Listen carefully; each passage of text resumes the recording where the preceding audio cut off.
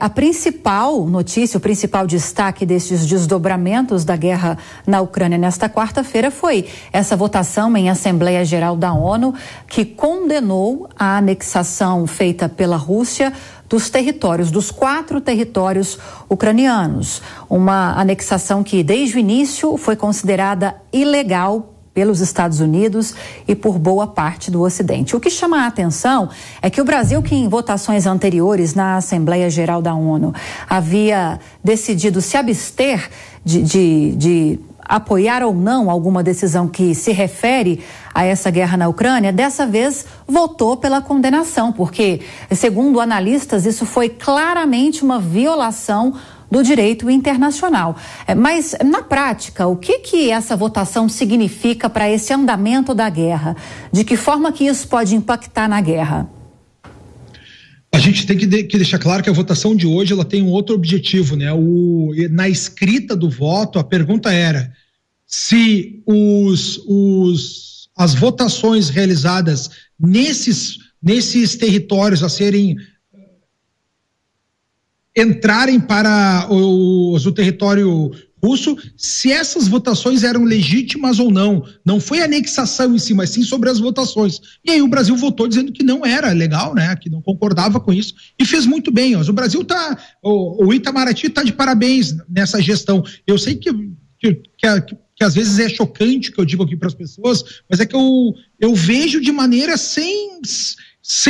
não é um jogo de futebol, então tá torcendo para um lado ou para o outro. A gente tem que ver a realidade aqui. Quando o Oso Lucas fala que a OTAN, que o secretário-geral da OTAN está colocando essa pressão de apoio à Ucrânia, ele já deixou bem claro. A OTAN já falou com todas as letras que eles não vão deixar a Ucrânia perder essa guerra. A Alemanha, para vocês terem ideia, meus amigos, eles tinham uma legislação que dizia o seguinte, não fornecer armas para zonas em conflito. Eles rasgaram a sua lei e acabaram, né, nessa grande incoerência total aí dessa propaganda progressista, rasgaram a sua lei e estão fornecendo armas agora para lá. O que a gente está vendo acontecer, e vale a pena a gente deixar claro também que quando o Putin faz todo esse ataque na Ucrânia, ele fez em ferradura ali, ele fez em relação a Kiev e a Odessa, lá que é o principal porto no sul, ele está fazendo o quê? Ele está engolindo uma montanha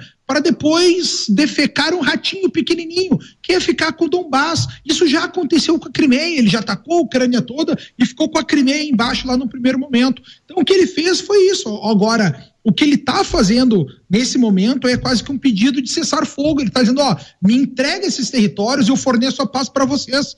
Mas ele já deixou bem claro, é óbvio que isso aí é ilegítimo. Como deixa claro para a audiência, vamos dizer, o Conrado tá torcendo para o Putin ou não, mas isso aí é o que a gente está vendo acontecer, e eu digo para vocês, desde que eu venho a comentar a guerra aqui, já faz bastante tempo, alguns meses, eu digo, no dia que a Ucrânia começar a atacar a pontezinha do Putin lá na Crimeia, que é uma ponte com 18 quilômetros, é a menina dos olhos do Putin, lá a coisa vai começar a feder, e é o que a gente está vendo. E agora, por outro lado, vamos analisar um outro ponto, tá? Como é que o Putin joga 84 mísseis contra a Ucrânia e só morrem 14 pessoas. Tem um dado que está errado aqui, entendeu? Tem uma conta que não fecha. Ou o Putin não atacou zonas civis, né? Ou esse número é muito maior do que a Ucrânia afirma. A gente tem que tentar levantar. O problema dessa guerra é que é uma batalha de narrativas. A gente não sabe qual informação tu vai acreditar. Se é do lado da Ucrânia ou se é do lado do Putin. É justamente essa questão que você levantou, dessa explosão na ponte da Crimeia. As notícias que chegam pra gente aqui no Ocidente é que teria sido um ataque coordenado por Kiev, como você explicou pra gente, mas pode ser que não seja também. Há essa possibilidade dentro dessa guerra de informações. É difícil saber no que acreditar, né, Conrado? Mas o Putin... Mas em termos de guerra, tá? A gente tem o rio no meio da Ucrânia ali, mais ligado para o leste, que é o rio de Dnipro, tá? Até ali a Rússia havia invadido. Agora, com a ajuda da OTAN, porque a gente tem que deixar claro, vamos ver a lógica, tá? A Ucrânia tem um exército com 200 mil homens desde o seu início. já foram várias perdas já aconteceram nesse momento. Como é que a Ucrânia conseguiu invadir com 8 vezes mais homens que a Rússia aquela região? É porque a OTAN tá junto, é uma coisa óbvia. Não tem como nascer mais soldado dentro dessa população, se as mulheres e crianças já foram todos embora e os homens já ficaram e já estão na guerra. Então a OTAN já tá agindo dentro lá. Isso é uma coisa óbvia, né? Então, o que a gente vê aqui é que no momento que a OTAN invade e retoma, né? Retoma toda essa região ali, a gente está vivendo agora num lugar onde a gente já não tem mais civis, um lugar onde a Rússia já conhece tudo, um lugar onde porque aquela região está sem energia, está sem água, está sem internet, está às escuras, é guerra, né, meus amigos?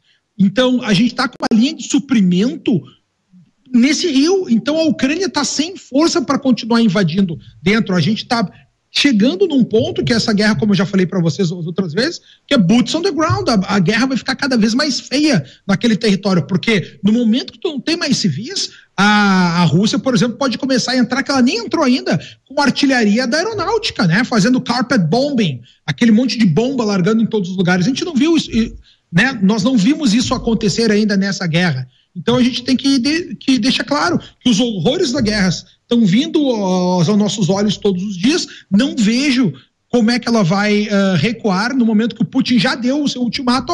Me entrega o Donbás, eu dou a paz para vocês e tá tudo certo. E a Ucrânia, junto com a OTAN, falou, não, nós não vamos perder essa guerra, nós vamos lutar até o fim. E eles começam a invadir até mesmo a própria Crimeia. Então, eu já acho que a gente vai ter um prolongamento muito grande dessa batalha, Lívia. Em relação a esse envolvimento da OTAN, Conrado, é interessante, né? Intrigante, melhor dizendo, essa situação. Porque até então a OTAN vinha dizendo, como reforçou hoje, inclusive, que vai continuar fornecendo esse apoio logístico de armamentos para a Ucrânia. Pelo que eu estou entendendo, há essa possibilidade, pelo que você está explicando, de esse apoio ser um pouco mais efetivo, né? Um pouco mais ostensivo. Só que a OTAN segue dizendo que não vai se envolver diretamente na guerra, por questões protocolares, talvez, né? E como fica toda essa questão? Há esse envolvimento além da logística? Não há esse envolvimento? Meu ver, a OTAN já está dentro, porque não existe como ter, assim, só para explicar para o pessoal que está aqui, talvez não nos acompanhe de maneira corriqueira. Quando teve essa retomada desses territórios, a Ucrânia foi com uma força de homens 8 vezes maior que os russos. Eles não têm como ter uma força 8 vezes maior que os russos. Não faz sentido, não existem esses soldados. Então, para ter esses soldados, são os soldados que vêm, que eles adoram chamar lá de voluntários, mas na realidade nós estamos falando aqui de mercenários, né? Ou a gente está falando de pessoal específico treinado da OTAN, que a minha visão é essa, porque os ataques foram muito precisos. Isso é de pessoal treinado, é de pessoal com inteligência, é de pessoal com informação, não é só um voluntário que entrou lá com um fuzil querendo entrar na guerra, vocês compreendem? Ao meu ver, a OTAN já está dentro do campo, já está invadindo, já está fazendo parte, mas no papel ainda não. E assim diante, eu repito para vocês, o secretário-geral da OTAN já falou, eles não vão deixar a Ucrânia perder essa guerra. Então o ultimato está dado de ambos lados. Eu espero que essa guerra ainda não vá crescer, não vai escalar para um nível aí nuclear, como a gente já teve, inclusive, os oficiais da Ucrânia dizendo que poderiam fazer batalhas nucleares limitadas, controladas. Olha o absurdo que a gente está vivendo, Olivia.